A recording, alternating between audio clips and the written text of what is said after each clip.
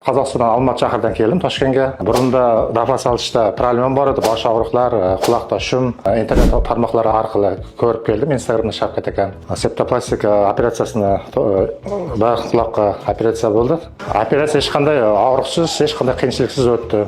Hozir burun olish, nafas olishda yaxshi, bosh og'riqlar yo'qoldi hozir. Xudoga shukr yaxshi. Sizlarga katta rahmat, Toshkent Lor Centerga, Shavkat akaga, hammaga vrachlarga katta rahmat. Biz bitta etapda burun to'sig'ini to'g'irlash, ya'ni septoplastika va quloq pardasini tiklash, ya'ni timpanoplastика operatsiyasini bajarganmiz.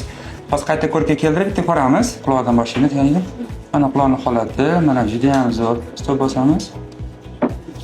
Ko'rishlar mumkin, mana o'rtasida katta defekti bor edi. Defektni yopganmiz, mana shuni ko'rinib turibdi pardani. Qizarib turibdi, chunki hozir gubkasini tozaladik. Inshaalloh bu yoq sekin-sekin qizarishga ketadi, eshik sekin-sekin yaxshilanib boradi. Va sразу burunni ham ko'rib olaylik. Burunni operatsiya qilganmiz. Nafas og'izdan olib turingsiz. Nafas og'izdan. Va mana burunning holati ko'rishlar mumkin. Mana burun oxirigacha kirib boryapman, juda ham tekis holatda turibdi. Zo'r.